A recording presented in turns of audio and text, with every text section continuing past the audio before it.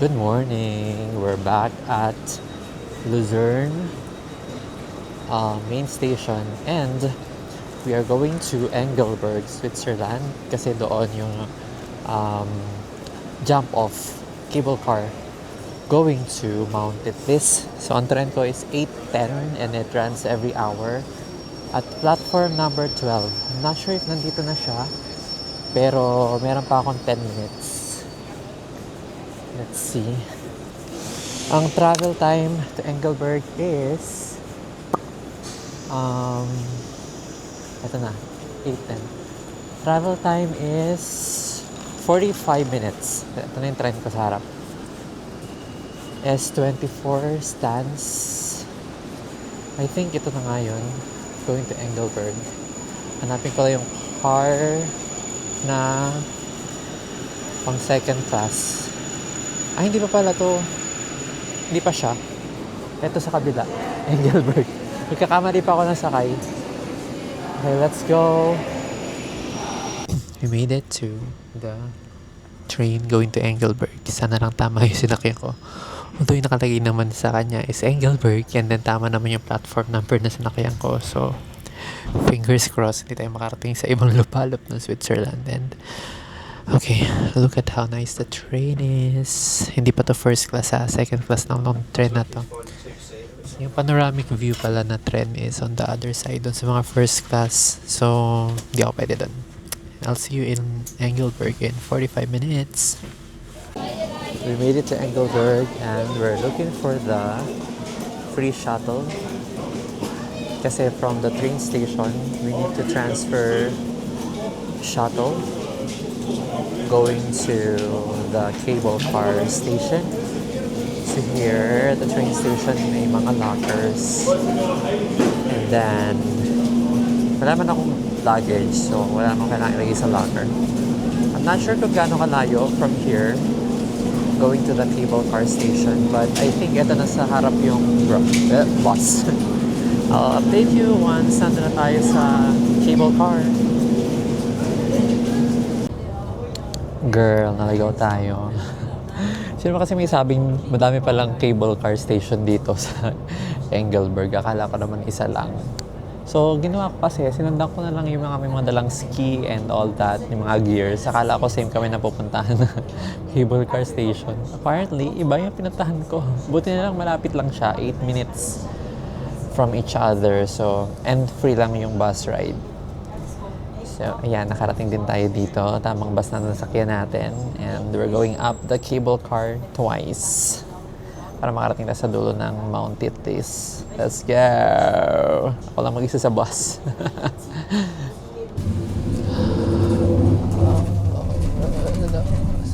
Cable car going up to the stand station.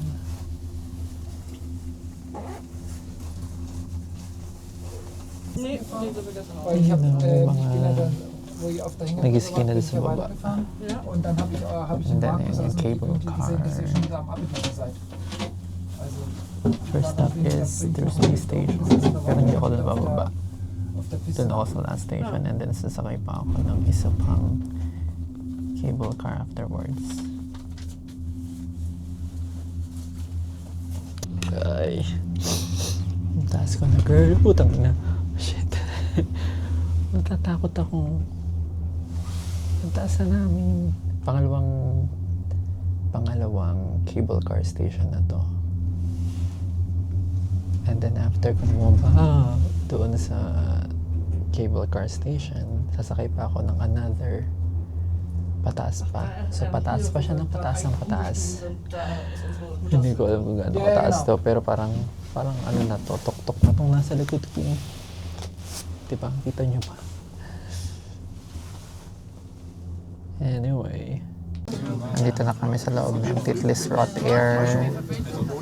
Ayan, paakyat na kami. Ang daming tao. Mga 30 yata yung sumakay dito. Pero, ayan, umiikot naman ito ng 360. So, mamaya, hindi na ako dyan nakaharap sa bundok. Doon ako nakaharap pababa. Medyo scary. Sobrang taas na namin. Kasi nakadalawang station na ako ng cable car and then bumaba ako dun sa last station. And then sumakay ako ulit nito. So bali pangatlong station na to pataas ng bundok. Mga kasabay ko lahat mag-ski. And I think may mag-snowboard din. Konti lang yung mga kagaya ko na magsa-sightseeing lang. Okay, so andito na ako sa Glacier Cave. And the good thing is, parang walang masyadong tao dito. Parang ako lang. Kasi lahat ng nakasabay ko dun sa Anez. Sa ano yun? Cable car. Paakyat sila papunta dun sa mga iski-iskihan. So, itong cave na to is apparently 5,000 years old. Ano ba to? Tinutulak ba to? Akala ko automatic. Nasanay ako na puro automatic dito sa Switzerland. So, ito na yung start ng glacier. Medyo dahan-dahan kasi ice siya, madulas, and ang aking shoes ay hindi winter boots. So, ayan siya. Okay. Sobrang madulas ba? Oo nga, no? Oh my gosh. So, yan. Maya na ako mag-video kasi madulas. Baka magbarog ako. Okay. Titlis, the peak to be. Ito yung loob ng glacier. First time ko nakapasok sa loob ng glacier. May pagkaano siya. Star City. Charot. Di ba sa Star City, may ganto-ganto. So, yan. Dahan-dahan lang yung lakad ko kasi ito yung mga bata, di yung tatakot tumakbo. Samantalang ako, dahan-dahan. Sobrang dahan-dahan nung ano ko. Ay! Shit, kailangan ko i-save yung ano ko, battery ng camera. Kasi paubos na siya. So, later na longs.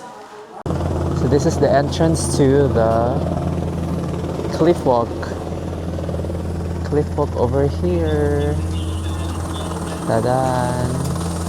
Nilalakad ako papunta doon sa kabilang side. May mga nagpipicture pa, so mamaya na ako lalakad after nila. 24% na lang yung battery ko. And buti na lang umabot dito sa cliff walk. So, paulit-ulit na yung sinasabi ko, pero yeah, highest suspension bridge. Yan lang naman yung alam ko dito eh. So this is in Mount Titlis. May nagpipicture lang dito sa harap if hindi ako makakadaan, pero yan. Kukross tayo sa pinakadulo. Okay. Ayan. Doon na lang tayo mga nag-ski dito. Iskihan sila dyan. Pag ako yan, gumulong na ako dyan. Sa pinakadulo. O, diba? Pakak. O, sige. O, doon ako sa ano. Sa pula ako. Hindi naman karera. Ano kaya pa nagkaano sila dyan? Nagkabungguan. Diba?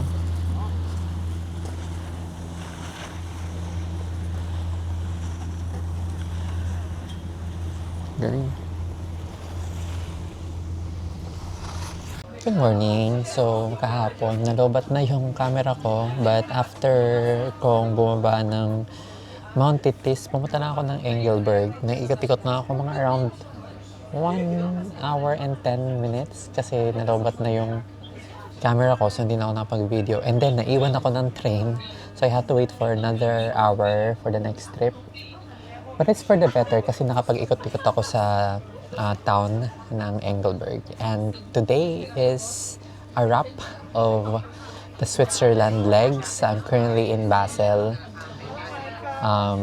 Ito yung connecting train ko going to Paris. So from Luzerne, I went to Basel, and then Basel transfer ako to nakalimutan ko yung pangalan ng train sa Paris. And then from that city in France, papunta ako ng Paris. So, bali tatlong, ang gulo, di ba? Tatlong train rides from Luzerne to Paris. It's a wrap for Switzerland. I'll see you in Paris, France.